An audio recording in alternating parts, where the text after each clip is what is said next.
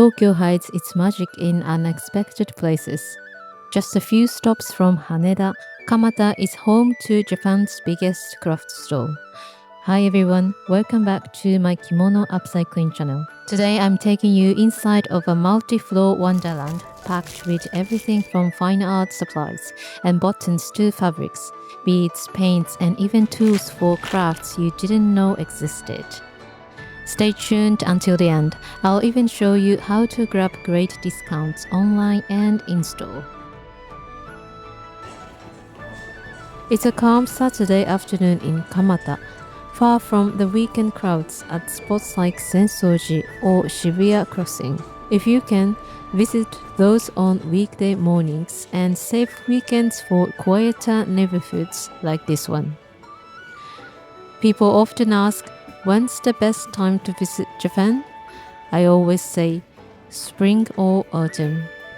Summer can get scorching, 33 to 37 Celsius, 91 to 99 Fahrenheit, with humidity over 80% and crowded with travelers everywhere. That's why I love visiting right after cherry blossom season, like now in mid-April, when the city feels soft, calm, and peaceful. Kamata's story goes back to the Jomon period, around 13,000 BCE, with traces of Japan's earliest communities at the nearby Omori Shell Mound. Fast forward to the Edo period, 1603 to 1868, Kamata thrived as a post town along the Tokaido Highway. Built by order of Tokugawa Ieyasu, the shogun behind Shogun.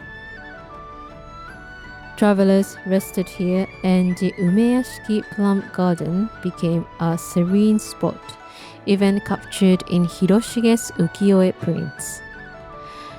In the 1920s, railways transformed Kamata into a resort and residential area, and the Shochiku Kamata Film Studio made it Japan's first movie town.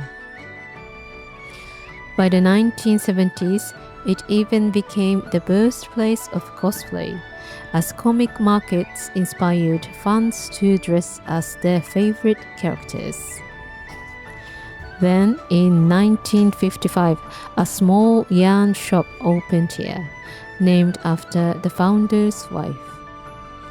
That shop grew into Yuzawaya, one of Japan's most beloved craft brands. Today, 76 stores exist nationwide, but the Kamata branch is the original and largest, spanning 3 buildings. This is where my own sewing journey began. My first threads, scissors, and ruler all came from here, and I still use them today. Every visit brings nostalgia and new inspiration. Okay, here we are. Let's discover what treasures await. First, let's start with the first room. There's a sign that says Oshi Sewing Corner. But what does that mean? There's an incredible variety of materials here, some of which I've never seen before. For example, this is fluffy chenille wire, a craft materials where soft fibers are twisted around a wire core. It's especially popular in Korea for making mo dolls, small wire dolls that can be bent and shaped freely. Because the wire inside can be twisted into any shape, even beginners can create original characters or animals without using needles or thread. Next, there's a character sewing set. It seems you can make hair accessories with it. These kits already have pre-punched holes, and you use a plastic needle to stitch everything together. So every beginner can try it, and it costs only about $3 per set. The price is surprisingly low. Then there's this section with clothes for naked dolls, part of what's called Oshi dolls. So what is Oshikatsu? It's a type of fun activity where people support their favorite idols, actors, anime characters, sports players, brands, or even products through attending live events, buying merchandise, sharing on social media, and more. Oshidos are a way to bring your favorite character or idol with you. Take photos, travel, and enjoy fun activities in creative way. Sharing these photos online has become a big part of the hobby, and it's also a way for fans to connect with each other. The origin of Oshikatsu comes from the otaku culture of the 1980s. People who were deeply passionate about a particular hobby and dedicated time to it. While otaku once carried certain stereotypes about appearance or behavior, today it's recognized more positively as people immerse themselves in their hobbies. So Yuzawaya has captured this trend perfectly and it's leading the way. This section of the store is designed to support Oshikatsu fans, and it's easy to see how someone could get completely absorbed here. For example, there are photo frames for showing off your oshi.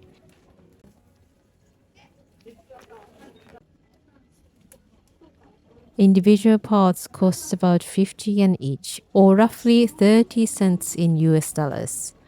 Honestly, it already feels a little dangerous to linger here, so let's step back for a moment.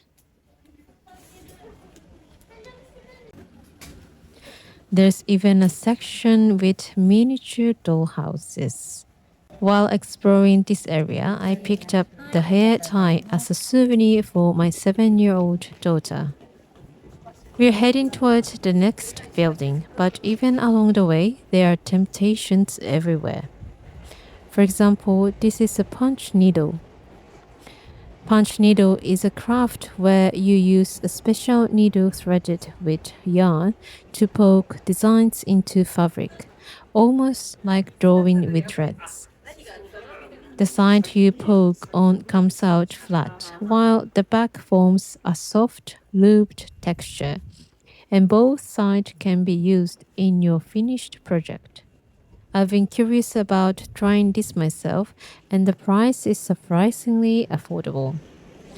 But even as we're trying to reach the entrance, the traps keep coming.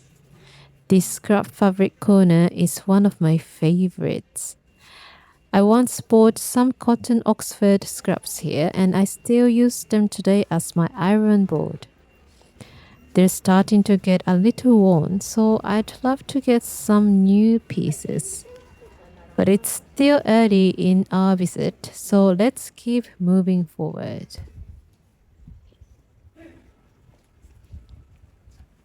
Oh, this one shows lipsticks and a woman reflected in a compact mirror. Where else could you even find such unique fabric? I love to turn this into a box pouch for my makeup. Every time I see it, it would definitely lift my mood.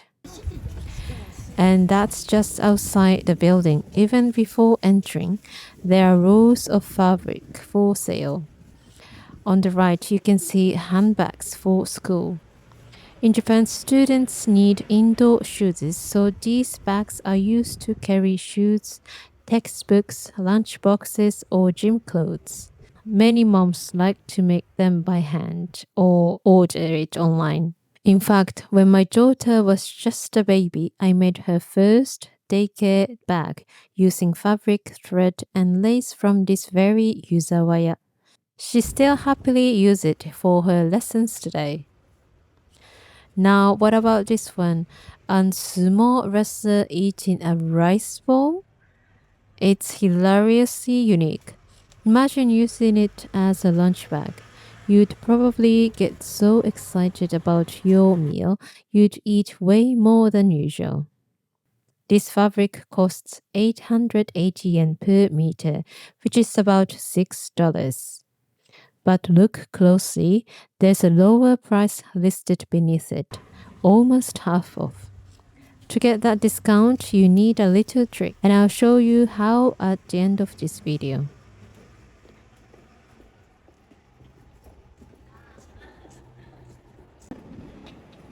We've finally reached the entrance of the next building, and today we made it here faster than ever. Oh, look to the right, shopping bags. At Yuzawaya, even shopping bags are turned into art. Just look at all these lace decorations. Coming here instantly sparks your creativity. This building has 6 floors, and the layout is incredible. Floors 1 and 2 are all about fabrics. Floor 3 has sewing machine, buttons, and threads. Floor 4 is full of yarn.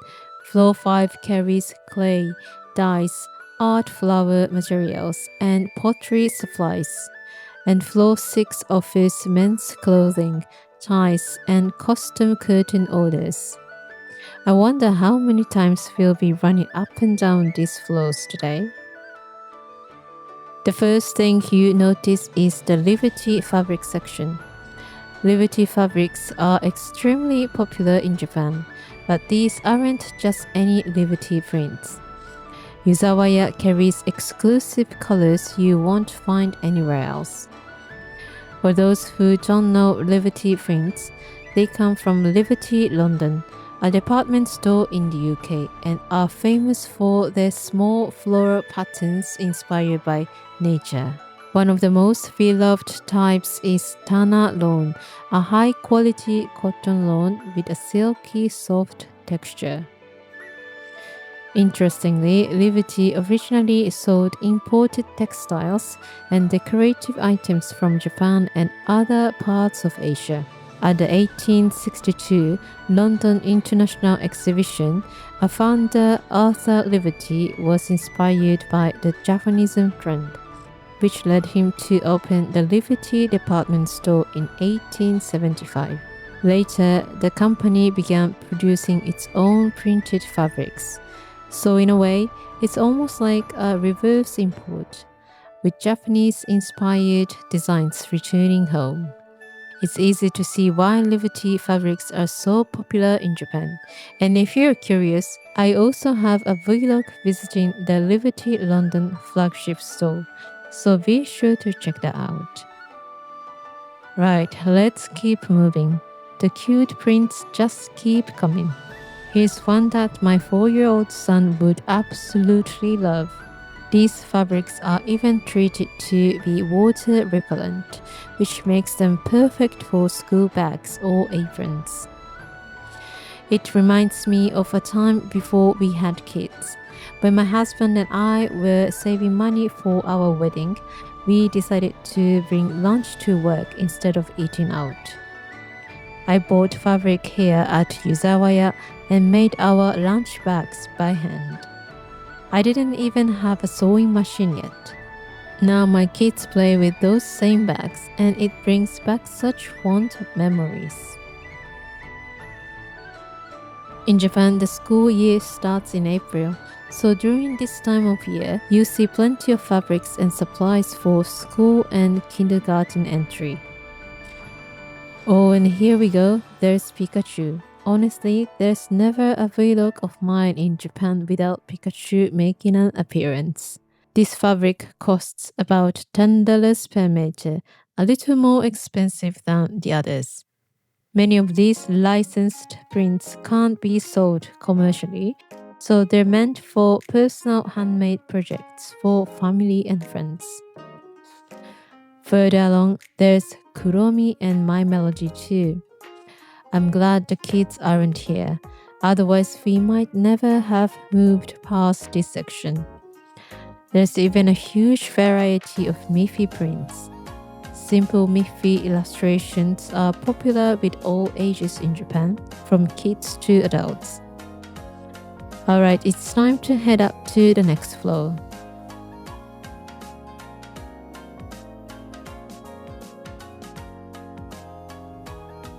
By the way, this was my second day in Japan, just one day after filming the Nippori video.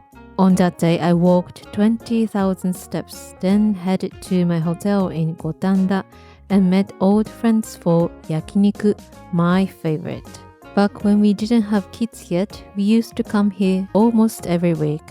When people think of Japanese food, sushi or okonomiyaki often come to mind, but yakiniku is an absolute must. The next morning, which is this morning, I woke up to a morning call reminding me checkout time had passed. So I grabbed brunch at a nearby Taiwanese-style porridge restaurant close to the hotel. It really hit the spot after all that walking and traveling. Well, just so you know, Japan isn't just about Japanese food. The Chinese, Korean, Thai, or Indian cuisine here is on a whole other level. Alright, now let's head back to Yuzawaya. We've reached the second floor. On this floor, you find fabrics beyond cotton, along the lace and ribbons. Just look at these laces and the sheer variety. It's absolutely adorable. Picking the fabric for your project first and then choosing lace on this floor is truly the ultimate creative experience. There's even kimono fabric and jirimen. Many of these are displayed with patterns, so you can immediately imagine how to use them. The way it's presented really makes it feel doable, even for beginners.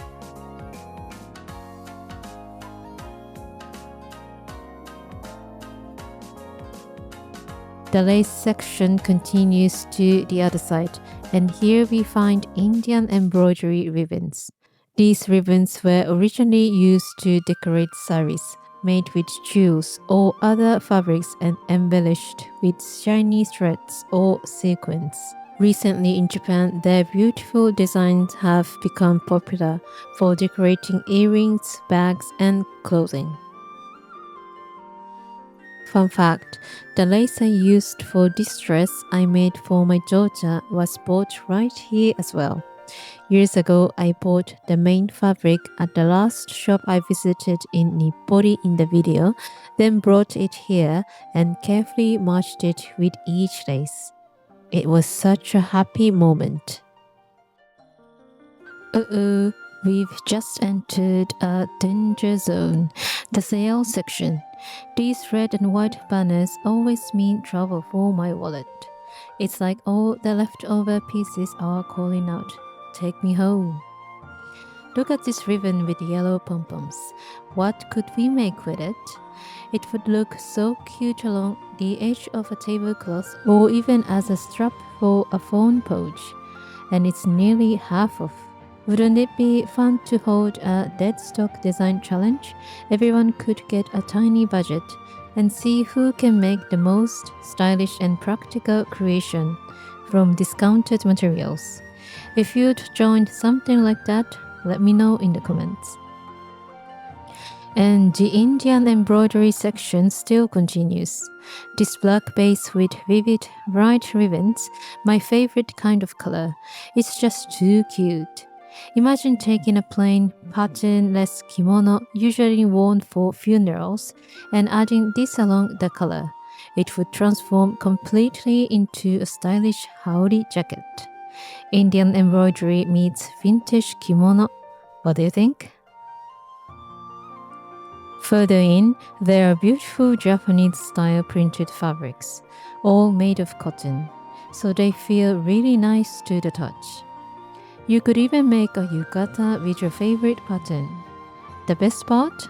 Unlike silk kimono, these are easy to wash at home. At markets in London, people often ask me if I have cotton haori instead of silk ones. Silk is elegant and glossy, of course, but many prefer cotton because it's easier to care for and wear casually. Next up, small fabric pieces for patchwork, perfect for quilt projects. I actually get a lot of comments asking if I'd ever make a quilt using kimono fabric. The truth is, I'm not entirely sure what quilting really is. Can someone kindly explain it to me? What do you usually make with it? I always have leftover fabric scraps, so I'd love to turn them into something beautiful. There are also indigo dyed designs, some featuring hiragana patterns, rabbits, and choju giga, the famous frolicking animals. Pairing these with sashiko embroidery would create something truly one of a kind. If I ordered these fabrics and tried making a few projects with them here on YouTube, do you think it would be fun to watch?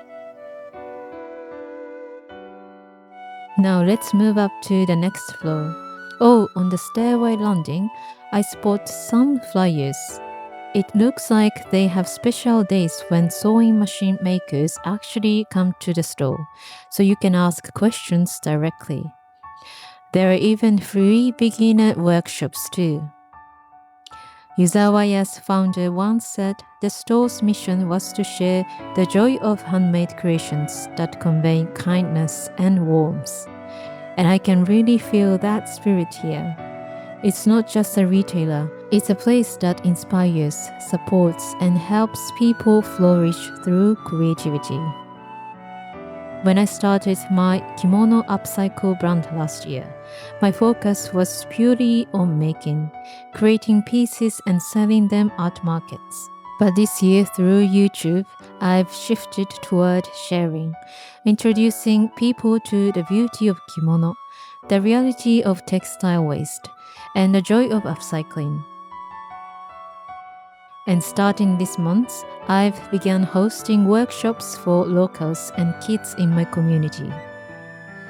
I truly believe that continuing this work can make a difference. And to me, every single view, like, comment, and follow is a small vote of support toward that vision. By the way, did you know you can hype this video? I think everyone gets a few hypes per week. And when you hype a video, it tells YouTube that this content is worth spreading. So go ahead, give it some hype. Well, while we are chatting, we enter my buy in bulk section. Zippers. Just look at the quantity and variety. Have you ever seen anything like this? You can pick the perfect zipper for your fabric and decorations. The quality of YKK zippers is excellent, smooth, durable, and in my opinion, the best in the world. Many of my creation and DIY kits use these zippers. Well, it's not just the quality that stands out, it's the endless range of colors. Look at these greens. Before coming here, I never realized there were so many shades of green. Next is the button section. Wow, so many drawers. That poster over there says to bring the entire drawer to the counter when you want to buy buttons. Apparently, the price is written right on the drawer. I wonder what that means. Let's open one and see. Opening them reveals buttons sorted by design and size, even in millimeter differences. This is dedication. This is Yuzawaya. Oh no, I just dropped a button into the wrong section. What a mess. Let's put it back where it belongs.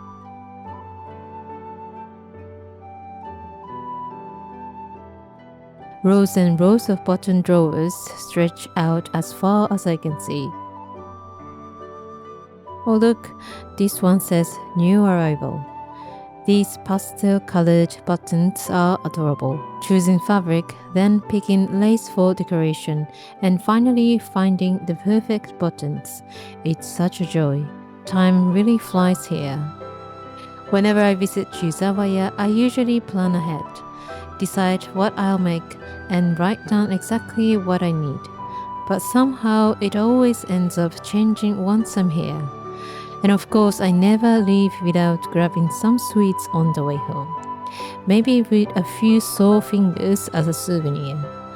Oh, and speaking of sweets, we'll be stopping by for something special later.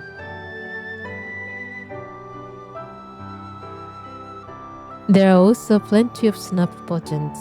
When my children were babies, I used to buy snap buttons here. Such fond memories. Alright, another danger zone. The tassel section. Fabric, lace, buttons. You think you have everything, but you find even more accessories. Yuzawaya is pure temptation. Once you walk in, be prepared. You won't leave empty-handed. I often use these in my creations for box pouches, book covers, and more. Adding a tassel makes anything uniquely yours, truly one of a kind. I wonder how many I'll pick up on this trip. Then there are the iron-on adhesive tapes. And here they come in every kind you can imagine. For knits, thick fabrics, thin fabrics, and even ones that stick without ironing. In my previous video, I showed how to make a jacket without a sewing machine or stitches, and this might just be the perfect tape for that. By the way, if you've been feeling inspired by all these textures and colors or just connect with others who love making, I'd love for you to join my YouTube membership, the Silk Circle. Members get priority comment replies from me, daily project updates post, and first access to my new videos before they go public. It's also a warm, creative community where you can share ideas and see what everyone's working on. The perfect place to dive deeper into the world of creativity. What? You wanna know what these are? These are iron-on patches. And this Thomas the Tank Engine one even has a little string, so you can hang a regular handkerchief with it. You might be wondering, why does this even exist? Well, let me explain.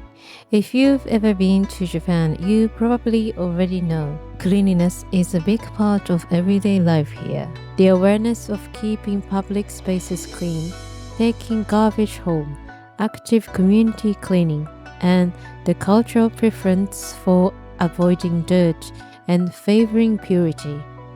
Naturally, hand washing before meals is a must. This habit begins in school, where carrying a handkerchief is essential. At my kindergarten, there were hooks by the hand washing station with each child's name on them. Every day we would bring a handkerchief, hang it on our hook, wash it daily, take it home, and bring a fresh one the next day. That was the routine. These hiragana name patches serve the same purpose. They are meant to be lined up and attached to all of a child's belongings. In Japan, children are taught to write their names on their belongings, and this practice is part of an educational approach that fosters a sense of ownership and responsibility. Many people might wonder why such items are even necessary. But they're actually thoughtful tools that fit perfectly into the everyday lifestyle and values of Japanese society. Further in, we enter the thread section. I've spent hours here, and until I came, I thought there was only one kind of thread. But here, there's thread for hand sewing, sewing machines, thin fabrics, denim, stretch fabrics, and everything in between. And the range of colors is unbelievable. Shades and tones you didn't even know existed. Each one slightly different, waiting for the perfect match to your fabric or project. Of course, they also have thread for industrial sewing machines. Since I started using an industrial machine this year, I plan to buy some of that thread for my projects. There are also storage boxes for sewing tools. With the amount of things we accumulated these days, these boxes are a lifesaver. Come to think of it, I often see other sewing YouTubers doing sewing room tours, or people leaving comments asking them to do one. I wonder if you'd like to see my sewing room too? If so, it might actually be a good excuse to finally tidy up my chaotic space. Planning YouTube projects can be quite a bit of work, so I'd really appreciate it if you could share some ideas with me. Right, we've come to the ruler section. This one is actually one of my favorites. But when I'm cutting fabric with my rotary cutter, I often end up accidentally nicking the ruler a little, so the edge gets rough over time. I kept replacing them, and then one of my kind viewers left a comment saying that I should use an acrylic one instead. I had no idea. Apparently, I'd also been using my seam ripper the wrong way too. It's such a blessing to get advice from experienced sewers through YouTube. I feel really lucky. Oh, but time ran out. I overslept this morning, so I didn't have much time to linger. Out of 6 floors, we still had 3 floors left, and we didn't even make it to the other building. That will have to be a fun surprise for another time, or maybe for you to see in person when you visit Japan. Before leaving Kamata, I picked up a souvenir for kids and ourselves, Japan's popular fruit sandwiches. Lucky for me, the shop in Kamata station had no line at all. In my next video, I'll show everything I bought over these 2 days at Nippori and Yuzawaya Kamata and what I ended up making with them, along with the total cost. Now about those red-tagged discounted prices. How can you get them? It's simple. Become a Yuzawaya member. Membership costs about 500 yen or about $3 per year, and most items, including online, can be purchased at 10% off. You can also sign up in store at checkout. Just a heads up, if you pay by credit or debit card, the discount drops to about 8%, so it's better to have cash ready. And if you plan to visit the store, check the official website right before you go. Sometimes they have 20% off coupons, and you can even show a screenshot on your phone to get the discount. It's amazing. I've added the link to Yuzawaya's online store in the comment section below. That's it for today's adventure. I'll see you in the next video. またね!